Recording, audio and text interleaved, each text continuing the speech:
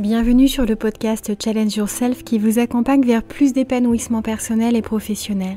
Je m'appelle Valérie Sauvage, je suis coach de vie, entrepreneuse et auteure. Je vous retrouve chaque semaine afin de vous embarquer dans un changement de vie et de vision. Bienvenue à bord. Bonjour à tous, j'espère que vous allez bien et que vous êtes prêts à parler d'amour parce qu'on va parler d'amour en toute transparence et notamment dans ce lien au risque que cela représente que de vraiment se lancer à cœur et à corps perdu dans une histoire amoureuse, dans une histoire amicale aussi. Et puis même, moi je mets de l'amour un peu partout, ceux qui me connaissent, que ce soit dans ma vie privée ou au cabinet, vous savez très bien que dans la communication, la négociation, le management, en entreprise en fait, en coaching d'entreprise, je ramène de l'amour. Alors attention, je dose en fonction des personnes qui sont face à moi et de ce qu'elles sont en mesure de donner, d'apporter, d'entendre, mais je crois énormément à cette valeur qui est une valeur forte chez moi et je suis convaincue qu'en fait c'est ce qui porte le monde, c'est ce qui est à même de sauver le monde, de nourrir cette culture du mieux vivre ensemble, parce que si on rajoute de l'amour, de la compréhension, de la curiosité plutôt que de la défiance, que de la peur, eh bien on a beaucoup plus de chances de réussir à s'entendre, à s'apprivoiser, à s'adopter mutuellement et justement à faire de ces rencontres auxquelles on peut ne pas s'entendre des relations juste incroyables. J'ai quand même voyagé moi dans le monde entier et quand je vois à quel point il est possible de se lier avec des gens dont on ne parle pas la langue, qui ont une culture qui est juste à milieu de la nôtre, tout est une question d'envie, d'amour, d'intention qu'on pose. Et l'amour est à même en fait de résoudre tellement de problèmes.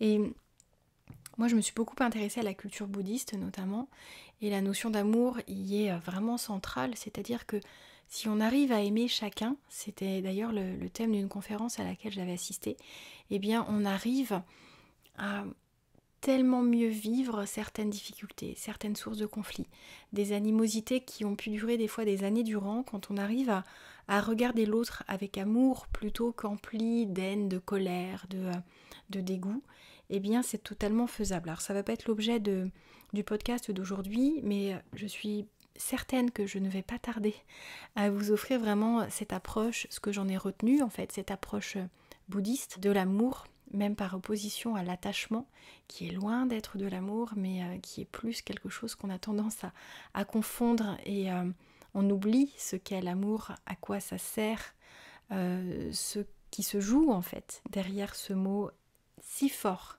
si riche, si profond. Et aujourd'hui, je voulais vraiment offrir ce podcast à toutes celles et ceux qui ont du mal à se lancer dans une histoire d'amour parce que elles ont peur de souffrir, parce qu'il y a des antécédents, parce qu'il y a des histoires qui ne se sont pas toujours passées pour le mieux, et ça, clairement, c'est exactement ce que à peu près tout le monde sur cette planète a pu vivre.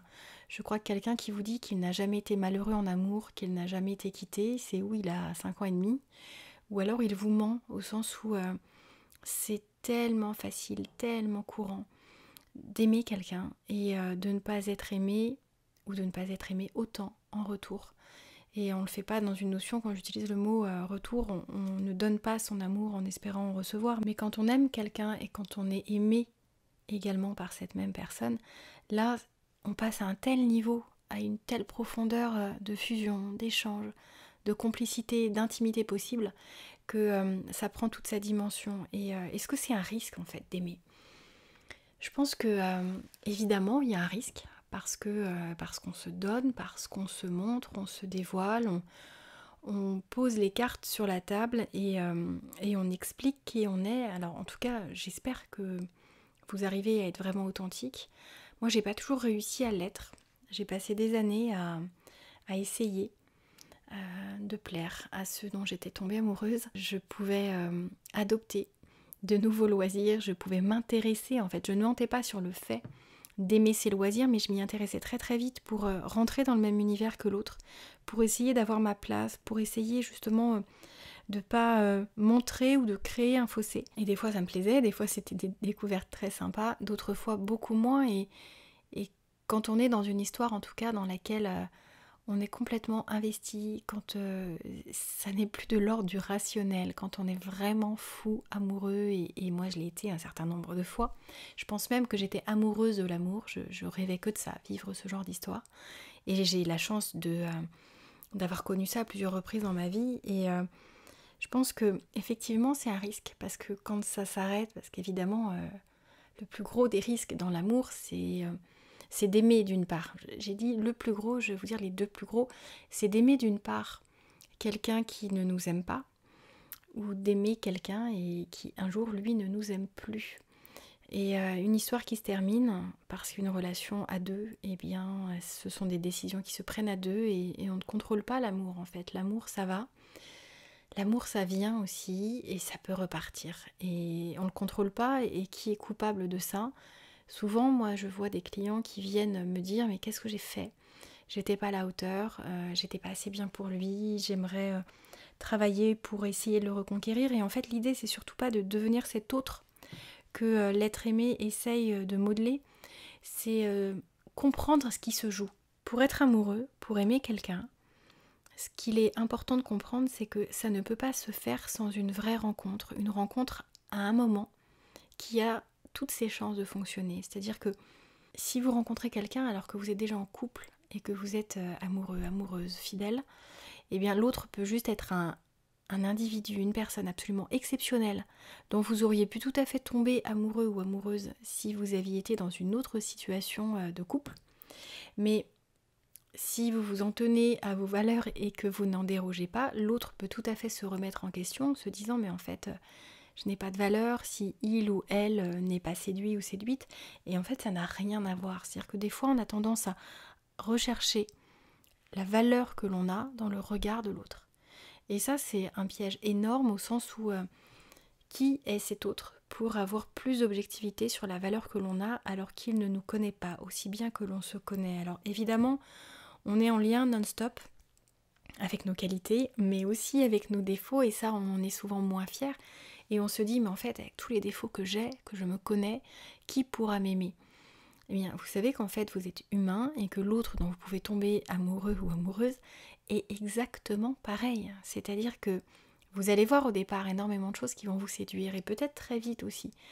Certains défauts, certains traits de caractère, certains comportements qui peuvent ne pas ressembler à ceux que vous pouviez espérer, qui peuvent être très loin de votre propre préférence comportementale. Et pourquoi je dis préférence comportementale? Parce que nos comportements ne sont pas des choses qui sont écrites. Ce sont des choix que nous faisons, conscients ou inconscients, mais ce sont des choix. On ne se dit pas moi je n'arrive pas à être à l'heure, je suis comme ça, c'est ma nature. Non, juste pas du tout. Moi par exemple qui ai beaucoup de mal à être à l'heure, certains diront non mais en fait tu n'y arrives pas. Si, des fois j'y arrive. Eh bien c'est un choix parce qu'en fait on fait passer d'autres choses avant. Et dans une histoire d'amour, c'est exactement la même chose, c'est-à-dire qu'on a tous des qualités, tous des défauts, qu'en fonction en fait du focus, de l'attention, de la considération qu'on s'accorde soi-même et qu'on accorde à l'autre, eh bien on va teinter positivement ou négativement cette image de nous, cette image de l'autre. Et prendre le risque d'aimer quelqu'un, c'est prendre le risque de lui montrer tout ce qu'on connaît de nous. Alors évidemment, l'idée c'est pas dès le premier soir de dérouler tous ces défauts, parce qu'il y en a qui vont fuir. C'est de vous montrer sans vouloir tout de suite noircir le tableau, de manière objective avec l'un et avec l'autre, et en douceur. On ne, excusez-moi le terme, mais on ne vomit pas le tout, histoire de présenter de manière complètement franche et transparente à l'autre qui vous êtes. Laissez-lui le temps de vous apprivoiser, de vous découvrir à travers son regard, parce que entre votre regard et son regard, il y a aussi un énorme écart qui peut exister, qui dépend de sa vision, de ses espérances, pour ne pas dire ses attentes, de ce qu'il a vécu comme modèle familial aussi, et on a tous des modèles vraiment très différents, même quand ça semble se ressembler. Et prendre ce risque-là, c'est très important parce qu'on s'expose, et que si à l'intérieur, on n'est pas forcément porté par une confiance en soi, une estime de nous-mêmes plutôt solide et stable, et bien là on prend quel risque? Tout simplement celui de recevoir en retour un feedback qui nous renvoie quelque chose qui n'est pas aussi positif que ce qu'on pourrait espérer quand on est tombé amoureux. C'est-à-dire que si l'autre nous dit t'es pas assez ceci ou t'es trop cela, le risque, comme on est amoureux, c'est de ne plus être suffisamment rationnel pour comprendre que toute ta vie n'est que subjectivité et que l'autre n'a pas la primeur de cet accès à la réalité, la vérité, et que ce qu'il dit, c'est pas forcément ce que vous percevez, et vous avez le droit de pas avoir le même avis. Notre curseur se met facilement et logiquement pas du tout au même endroit, et c'est important vraiment de comprendre que dans toute histoire qui commence, dans toute histoire qui se termine, il y a un avant, il y a un après. Il y a des marques, il y a les traces du temps, il y a les traces de l'amour, et les traces de l'amour, elles sont importantes aussi parce que elles vous permettent de mieux vous connaître. L'idée, c'est comme dans toute chose qui ne se passe pas tel que ce que vous pouviez souhaiter, ce que certains appelleront des échecs, eh bien, vous en tiriez des leçons et vous vous demandiez ce qui a marché, ce que l'autre a aimé en vous, ce que vous y avez mis dans cette histoire, ce que vous auriez pu y mettre et que vous n'avez pas mis, que vous avez choisi consciemment ou inconsciemment de ne pas mettre, et pourquoi. Et est-ce que vous pensez que ça aurait changé quelque chose? Et attention, c'est juste une projection parce que vous n'êtes pas sûr des lignes que vous allez tirer, des conclusions que vous allez pouvoir justement en extraire. Et ce qui est important, c'est de se dire, peut-être que j'ai pas été assez moi, peut-être que j'ai trop cherché à coller à ce qu'il voulait que je sois, peut-être que j'ai tellement voulu le séduire que j'en ai fait des caisses et c'était trop. Peut-être qu'au contraire, j'ai tellement voulu être dans la douceur, être prudente, que ça a fait fuir l'autre qui était, lui, déjà tombé amoureux, passionné, et puis dans une envie de se laisser porter. Donc c'est vraiment une question de rencontre, de voir si les valeurs de l'un font écho aux valeurs de l'autre, s'il y a ce socle essentiel pour que l'histoire marche, si tout l'environnement aussi vous permet d'envisager un avenir. C'est-à-dire que clairement, il y en a qui sont ok pour des relations à distance, qui sont ok pour accepter le ou les enfants de l'autre, qui sont ok pour accepter un travail à risque de l'autre, ou un manque d'argent, ou au contraire beaucoup d'argent dans la situation financière de l'autre.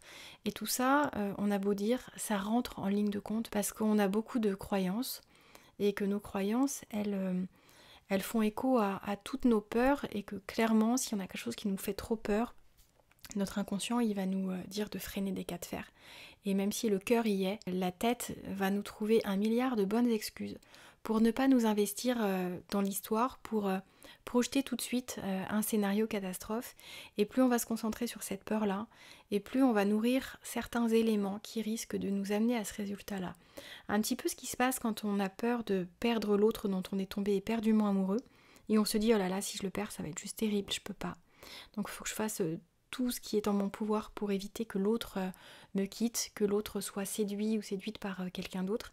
Et certains commencent à se montrer possessifs, jaloux, à épier les faits et gestes, à surveiller, à espionner. Je vous dresse le tableau extrême, mais vous comprenez où je veux en venir. Et en fait, si on n'avait pas ce comportement, on ne pousserait pas l'autre dans les bras de quelqu'un dans lequel il se sent libre d'être et de faire ce qu'il veut. Alors on s'entend dans le ce qu'il veut, je parle pas de tromperie, je parle juste de pouvoir respirer en étant cru, en sentant la confiance de l'autre, parce que je ne crois pas à un amour sans confiance quand on est dans la peur en permanence, quand on doute, quand on se demande si l'autre est en train de nous manquer de respect, est en train de se projeter dans une autre histoire, de mener une autre vie à côté. Eh bien, notre émotion, nos émotions sont en train de se bousculer, et c'est en train de gâcher tout ce qu'on est en train de ressentir. Et si c'est vrai, si c'est une intuition, eh bien tant mieux que vous ayez ces signaux qui vous alertent. Mais si c'est complètement faux, est-ce que vous imaginez ce que vous êtes en train de faire endurer à l'autre? Et je crois qu'en fait, dans l'amour, il faut savoir lâcher prise. C'est un mot qui semble être le Graal, mais en fait, comme dans tout, comme au niveau pro, sur des projets, comme dans l'éducation des enfants, des fois, il y a un moment, faut arrêter, quoi. Faut pas mettre la barre trop haute, faut pas mettre plusieurs objectifs à la fois, surtout s'ils sont ambitieux. Bien, en amour, c'est la même chose. On se calme, on profite, on est dans l'instant présent, on n'est pas dans le passé de ce qu'on a vécu, de ce qu'on a expérimenté dans d'autres histoires, avec cette appréhension que ça se renouvelle de nouveau. Et on ne fait pas payer finalement à l'être aimé ce que d'autres nous ont fait auparavant, parce que ça serait déjà particulièrement injuste, complètement illogique.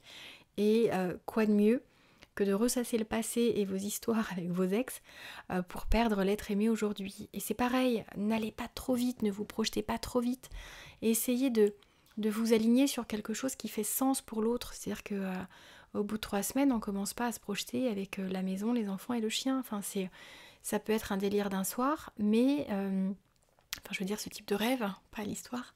Enfin, vous faites ce que vous voulez en même temps.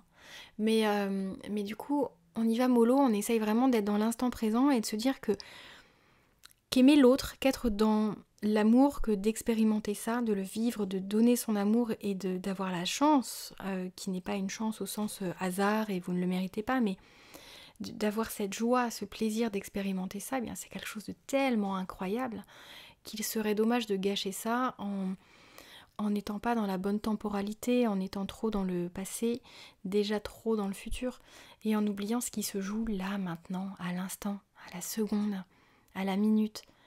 Profitez de ce que vous êtes en train de vivre, parce que de toute façon, on a beau essayer de tout contrôler, c'est juste impossible. On ne contrôle pas ce qui se passe déjà dans notre corps, dans notre tête tout le temps. C'est un vrai travail que de réussir à amener un peu plus de calme et de sérénité. Et comment voulez-vous donc, dans une relation à deux, réussir à contrôler ce qui va se passer ? Il y a des couples qui vivent des épreuves incroyables au niveau santé, au niveau boulot, et tout ça en fait c'est pas écrit à l'avance, c'est pas quelque chose qui va définir la suite de votre couple, c'est ce que vous en faites de tout ça. Donc plus vous êtes soudés, plus vous êtes emplis de confiance en vous et en l'autre et en la vie également, et plus vous maximisez vos chances. Et je suis pas en train de vous dire qu'il n'y a pas de risque au fait d'aimer, mais je pense que le plus gros risque, c'est de s'empêcher d'aimer, parce que je suis convaincue que dans ces cas-là, vous passez à côté de ce pourquoi nous sommes conçus, de ce après quoi nous courons. Alors, est-ce qu'il faut forcément être en couple pour être heureux ? Non, c'est pas ce que je suis en train de dire.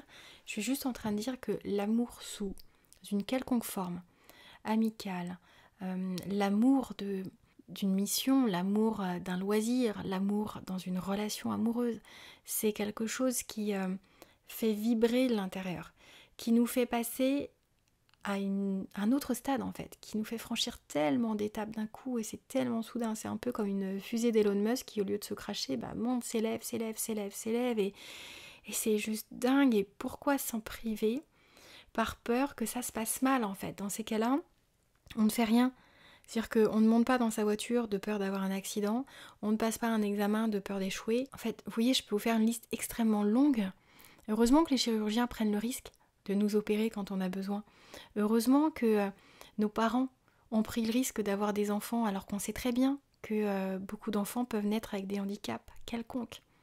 Et par amour, en fait, au sein de leur couple et pour leur future progéniture, ils ont pris ce risque. Et la vie, c'est un risque. Et si vous voulez vivre sans risque, vous ne vivrez pas. Vous ne vibrerez pas, ça c'est certain, et vous ne vivrez pas.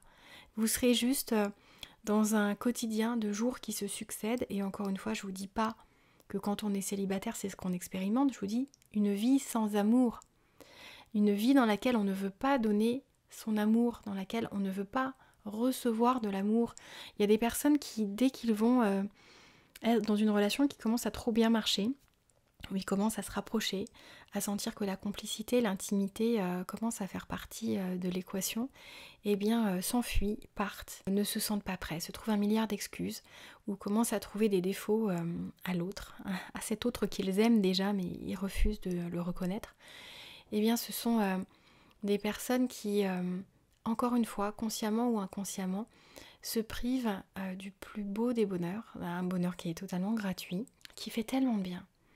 Et j'aimerais que vous vous rendiez compte à quel point refuser cet amour, c'est quelque chose qui peut vous coûter très cher, au sens où quand vous vous projetterez plus tard, quelle que soit la manière dont vous avez privé votre être intérieur d'un quelconque amour, de vrais liens au travail, de toute passion, de tout amour que vous ajoutez à chaque action que vous menez, à chaque relation dans laquelle vous pouvez ajouter justement cette chose en plus.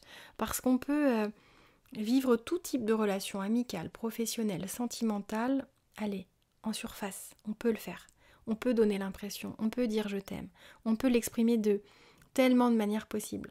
Mais au fond, se dire, non, en fait je le dis, je fais croire que je l'éprouve, mais moi je m'empêche profondément de le ressentir, parce que c'est trop risqué, parce que je me sens pas capable d'affronter une déception, une séparation, parce que ça fait trop mal. Donc je préfère en fait vivre avec des sensations qui sont beaucoup plus modérées.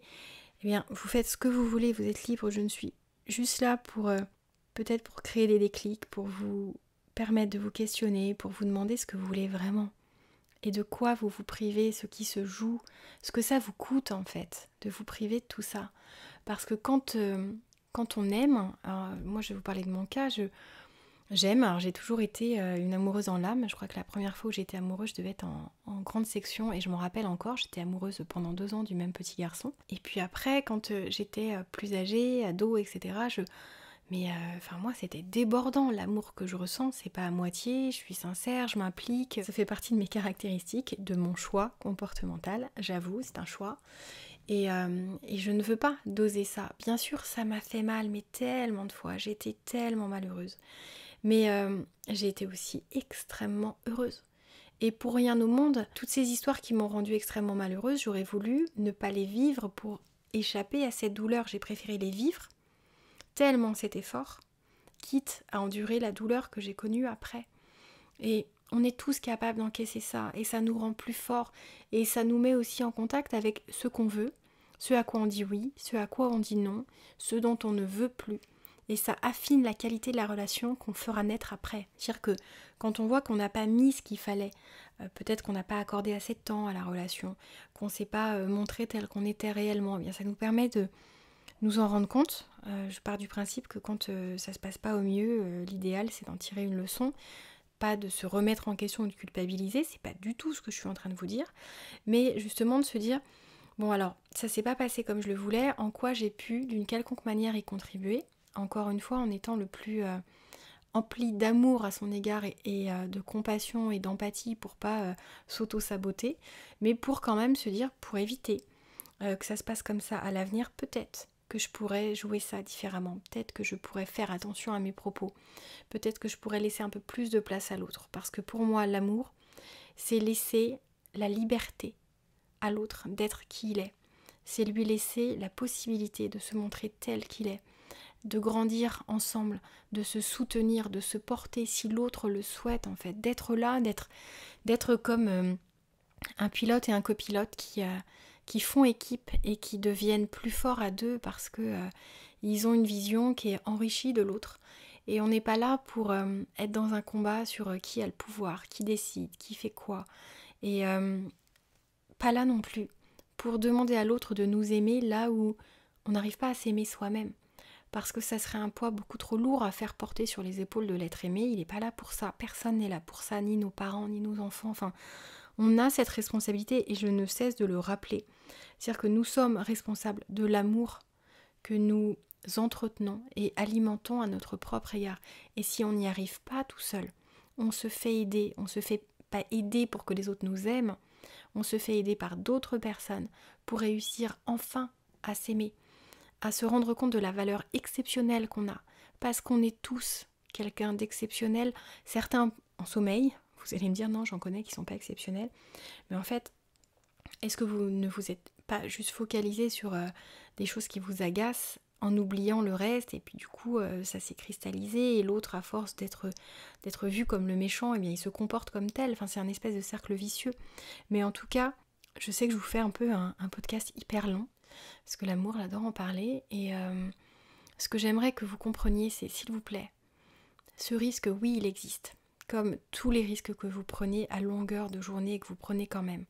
Sauf que là, pourquoi est-ce que vous avez peur? Parce que c'est tellement beau ce que vous pouvez ressentir, éprouver, à quel point vous pouvez vibrer fortement cette notion d'amour, cette valeur forte, que ça vous fait peur parce que vous dites si j'expérimente ça, eh bien ça va être trop dur de m'en passer. Sauf que c'est juste incroyable parce que la vie fait en sorte que nous ne sommes pas juste faits, en tout cas moi je crois à ça, nous ne sommes pas juste faits pour une personne. Et si un jour on perd l'être aimé d'une quelconque manière, eh bien la vie, je crois beaucoup à à sa bienveillance et je crois dans le fait qu'elle nous amène à rencontrer aussi une autre personne. Et si on n'est pas ouvert à l'amour, eh bien on ne s'en rendra pas compte. On passera à côté de cette étoile qui est prête à s'allumer, à briller dans notre ciel et qu'on ne voit pas parce qu'on se le refuse, parce qu'on se l'interdit, parce qu'on a l'impression qu'on n'est pas assez bien pour ça, parce qu'on a l'impression que l'autre est trop bien pour nous. En tout cas, il faut comprendre que c'est quelque chose d'irrationnel, l'amour. C'est quelque chose qui ne s'explique pas. On vibre comme ça et les autres comprennent ou pas et on s'en fiche. Ce qui compte, c'est que ce qu'on vit, on le vive profondément, intensément, en attrapant le moment présent et en se disant qui vivra verra.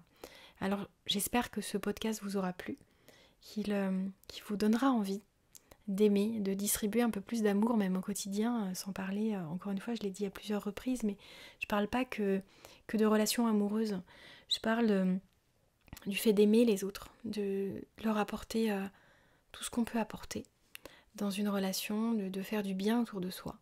Et ça, c'est déjà de l'amour. Donc à l'égard des gens qu'on connaît, qu'on fréquente un peu, avec qui on travaille parfois, qu'on ne recroisera jamais, mais à qui on peut accorder un sourire aimant, du soutien un jour alors qu'on ne se recroisera jamais. Et je trouve que ça, c'est beau. Les animaux savent faire ça, en fait, même entre races différentes. Ils savent s'aider, ils savent prendre soin des bébés des autres animaux, des fois de tailles différentes, et ils se posent pas de questions en fait. Ils distribuent leur amour et ok, ils se mangent aussi entre eux, ok, je le sais. Mais on sait très bien faire ça aussi entre êtres humains. Donc ce que j'aimerais, c'est qu'on s'arrête pas à cette phase extrêmement primitive et défiante, je vais dire déviante, mais ça peut fonctionner aussi. Ce combat perpétuel et qu'on s'aime un peu plus d'amour. Voilà, je vous dis à très bientôt. J'espère que vous expérimenterez ça et que j'aurai vos retours. N'hésitez pas à me dire ce que vous en avez pensé. À très vite.